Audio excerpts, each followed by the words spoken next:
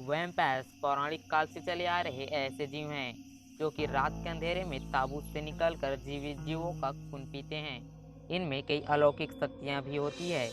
लोक कथाओं के अनुसार वैम्पायर्स अक्सर अपने प्रियजनों से मिला करते थे।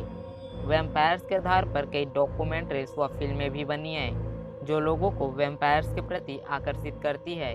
हालांकि वैम्पायर्स को सिर्फ एक मिथ माना जाता है, लेकिन समय समय पर कुछ ऐसी घटनाएं सामने आती है जिससे वैम्पायर्स के अस्तित्व को नकारना मुश्किल हो जाता है।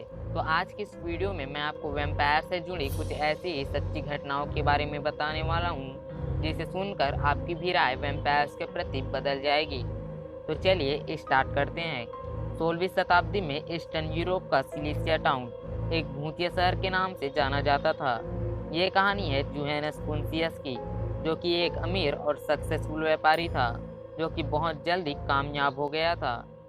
स्थानीय लोग उसके इतने जल्दी सक्सेस होने के पीछे डेविल का हाथ मानते थे। लोगों का मानना था कि कुंसियस की डेविल के साथ डील हुई थी।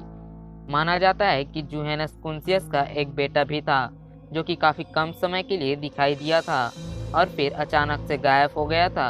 कहा जाता है कि कुंसियस ने डेविल को अपना बेटा सौंप दिया था। कुंसियस के पास 5 घोड़े भी थे जिसे वो अपने पास ही रखता था। एक बार कुंसियस अपने सर्वेंट के साथ घोड़े के पैरों पर हॉर्स शू लगाने की कोशिश कर रहा था। तभी घोड़े ने उसे जोर से लात मारी जिससे कुंसियस की काफी दिनों तक तड़पने के बाद मौत हो गई। कुंसियस को होली चर्च के पास दफनाया गया। वहां के लोकल्स ने बताया कि कुंसियस की कब्र के ऊपर लाल धब्बे अपीयर हो रहे थे। आसपास के लोगों को कुंसियस के घर से रात के समय अजीब आवाजें सुनाई देने लगी, जिसके कारण लोगों ने रात के समय घर से बाहर निकलना बंद कर दिया। आसपास के इलाके में पशु पक्षी मरे हुए पाए जाने लगे, जिन्हें देखकर लगता था कि मानो उनके शरीर में खून की एक बूंद भी ना हो। उनके गर्दन पे 2 गड़े हुए दांतों के निशान भी होते थे। उसके बाद एक आदमी जिसकी कुंसियस के साथ दुश्मनी थी, उसने रिपोर्ट किया कि रात में कुंसियस ने उसे बहुत मारा और उसके गले पर दांत भी गड़ाए थे। सभी का मानना था कि यह सब कुंसियस ही कर रहा है।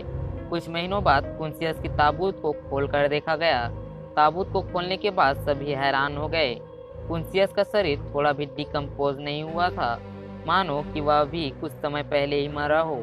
उसकी आंखें खुली थी जिसे वह थोड़े समय समय पर बंद भी कर रहा था। लोगों को यकीन हो गया कि वह एक वैम्पायर बन चुका है। उसके शरीर को बाहर निकालकर उसे जलाने की कोशिश की गई, लेकिन आग उसे जला नहीं पाई। इसके बाद कुछ लोगों ने उसके टुकड़े कर कर फिर जलाने की कोशिश की। इस बार वे लोग कामयाब हुए और ये घटनाएं अचानक से बंद हो गई।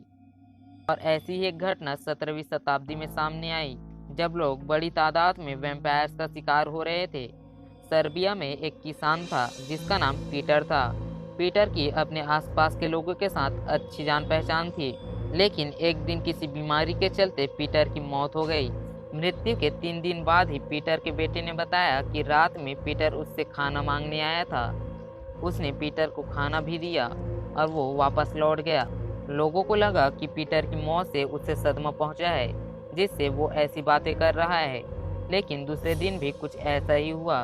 उसके बाद तीसरे दिन गांव वालों ने उसे पीटर को खाना देने से मना करने को कहा और बच्चे ने ठीक वैसा ही किया। अगले दिन उसने पीटर को खाना देने से मना कर दिया।